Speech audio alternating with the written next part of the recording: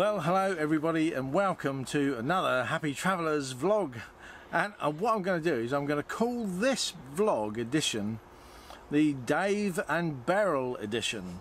So hello Dave, hello Beryl. Hello Dave and Beryl. Dave and Beryl came to stay at the campsite, so and they recognised us when they came in and we had a really nice chat. Yes. They've just bought a little VW camper, California type thing, I think, with the raisable roof. Really nice, and I think they're really happy in it. I wish them every great adventure in that, as we're having in our Jasmine Meyer right here. Yeah. Anyway, just wanted to give you another quick update on how we're getting on with the bits and pieces that we're trying to get fixed up on the motorhome. We've booked a date for Jasmine to go back in to Travel World for an entire week. They are going to lend us a Caravan motorhome so that we've got somewhere to live while they do the work. Now I've sent a list of all the bits and pieces and the problems that we've still got outstanding. The main thing, of course, is the awning, the Fiamma F45S awning, which they fitted in the wrong place, would you believe? We specified that it should be fitted as far forward as possible so that the front edge of the awning wouldn't foul the door, the habitation door, which it does. So if we roll the awning out or the awning's in, and we've got the door open, if it rains, the rain goes on the roof, runs across the roof onto the awning, comes down the light, the LED lighting strip, and drips water inside the habitation door, and it actually goes onto the floor. Not great. Plus, if we want to fit a privacy room, or what some people might call a safari room, onto that edge, it would be impossible to do, because we couldn't get the awning, the privacy side skirt on and still open the door. It's a crazy situation.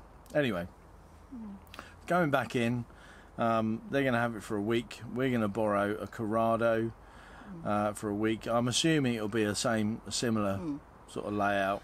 Yes. Who knows? I don't know, but we'll tell you all about that when it happens. When we get there, we'll have to take everything out. And we're going down it's going to be a nightmare. It is, because we're going down to Brighton for a couple of days and just to see some of the family. I think what we'll do is we'll take everything that we don't need to take with us and we'll leave it here in the awning, which, by the way, is standing up to all the wind and the rain and all the the rattling around really well. If you're thinking about an air awning, Outdoor Revolution, very good indeed. Okay, the poles lose pressure over time, and we do need to pump them up every sort of 3 to 4 weeks. I think we've pumped them up about 3 or 4 times since we've had it up, and that's been since we bought it in June, I think, late June, early July. So it's been up all that time, and it's the end of November, or the mid-end of November. But I tell you what, when we've got a few days off this weekend, we're not going to go anywhere, because the top of it's all getting green, and inside it's full of leaves and insects and things, and we've got to take up the carpet and give it a thorough clean, because it looks like a tip in it, and it smells. Well, I have to say that I always say it stinks in it. I don't know, I expect some frogs might be living in here or something. Well, it looks like a tip in here, and it actually is a tip in here. Yeah, and I don't like the smell of it, so we're really going to get 2. And my sense of smell isn't so great, so I don't mind it, because I actually can't smell it. But there you go. So that's where we are. We're doing. Yes. Pippin's looking quite good. I think she's improving on the dirty face tear staining front with the new food, which is quite good. She's got a really good light that we put on her. We bought this light, it's really ginger good. and brown. Look at that, that's a little flashing light. So we can see her when she's in the field. And And also, we've got a problem. Well, I think a lot of people seem to have the same problem that we've got, and that is condensation underneath the bed mattresses. But I think I found out what it is. Because they were black, weren't they? It's really, well, it all went mouldy because terrible. we're sort of new to motorhoming. No one said to us, lift up the mattresses every couple of days and clean them and clear. We didn't realise. And we didn't know about keeping the heat on in the garage. Yeah, that was our problem. Didn't heat the garage. Because we've got this huge garage, and 2/3 of the length of the bed is above the garage. Yeah. And then the other third is the wardrobe space. Yeah. So 2/3, the main body part of where we sleep, is above what might be called a cold area.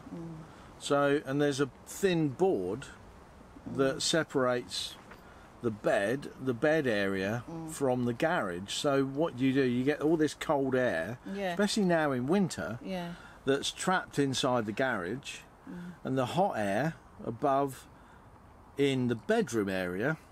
You know, the bedroom area always gets hot. But the thing is, the mattress isn't straight on the wood, all that cold air just condenses. The hot air condenses. When it gets cold, it can't hold as much moisture. Therefore, the water condenses out of it and just sits underneath the mattress. Now, somebody did suggest that I should buy a dry mat to go underneath the mattress. And when I looked, I thought, well, that sounds like quite a good idea. When I looked at what a dry mat is, we've actually got them. Yeah, we've got them. They come as standard, and they come in a little sort of thin, sort of translucent cover.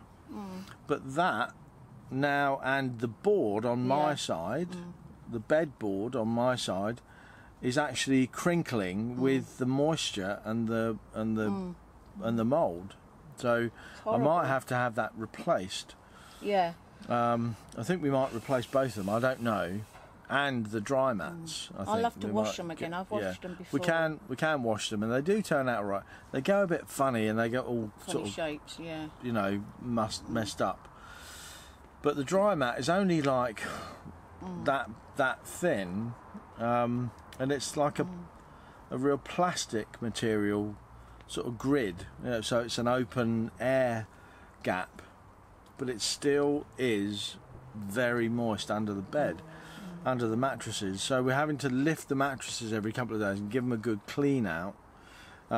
Sometimes we don't get to it every couple of days if we're busy, you know. And we forget. I don't mean to forget it, but it is just. But it's just the way it is.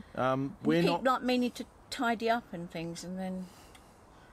Anyway, we won't bore you with that because that's just life. I mean, you know, we just live a normal everyday life. We're not clean freaks. We don't. You know, we're not always cleaning. We don't have OCD. I do love it. I like cleaning. We like to have a clean place, but we're not. No. You know, full on with the cleaning. We do keep clean. I think I have got a bit of OCD because I do like to line things up, face them the right way. Do you know what? I never met a person that isn't a little bit OCD. You know, everybody I know that I've spoken to about it, they always have their little thing that they have to do, and you can call it OCD, obsessive compulsive disorder. I'm not sure it's a disorder. It's just how people like to be. You know, when I'm sitting down at a restaurant table, I like my knives and forks and spoons to be level with the handles. So I like that. If there's a placemat, I like the placemat to be level, close to me, with the handles of the cutlery. That's what I like to do. It's an order. You could call it OCD, but I think everybody has a little bit.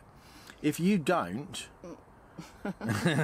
let me know in the comments. I am not OCD, because I bet you are.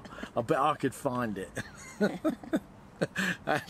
And if it doesn't matter. It makes you feel safe. I like it. If you're definitely not OCD, put it in the comments. I'm not OCD, and if you want, we can have a telephone conversation about that, and I can video record that.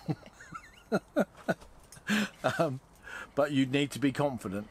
I'm quite probing when I start to question people. Anyway, well, that's where we are at the moment. You know, we're working in and out and doing bits and pieces. Job's really great. Yeah. The sunsets here are lovely. Oh, the sunsets are lovely. And I've got to say, we do really try to do a video every day. We've been a bit lax over the last... when we went away, the internet thing stopped us doing, and then we get out of the habit, and then, you know, we're just getting back into it now. But we do try to do that. I've got some other sort of videoing plans that I want to do. I want to do more with the drone. I want to show you a bit more around inside the motorhome and do that. And I think maybe tomorrow evening, when we finish work tomorrow evening, maybe I'll do a complete tour of the motorhome again, because I know somebody was asking about that. Yeah. We'll show you it 4 months down the line in all its glory. I'm not going to tidy up. We're not going to tidy up, do anything. We'll just be here. Well, I will actually. I will make it look nice, because as best I can, and I will. I'm going to make it look nice. We'll have a quick whip round with a feather duster before we go, and But we'll show you. Because if it's mucky, I always think it's my fault. You know what it's like. You feel like it's me. I haven't cleaned it, so that's why I. You know. If it's mucky, it's my fault because I've made it mucky, probably. And it's Wendy's fault because she's not tidied up after me. Anyway, on that note, we better go and on that bombshell. We're going to go. Yeah. And we'll great do to one tomorrow. Speak to you guys, and we really love your comments. Thank you so much. Yes, thank you. And for all those people that have put those such kind comments. Yes, yes. Thanks so much. We really enjoy them. And I really do try to answer every one of them, even if it's just to say thanks for the comment. Yeah. So keep on commenting. Thank you. Keep on watching. And if you haven't subscribed yet, please do. Especially you, Dave, who said, well, we recognise you, but we've not subscribed. Subscribe today. Bye. See you again soon. Bye, everyone. Bye-bye for now. Bye.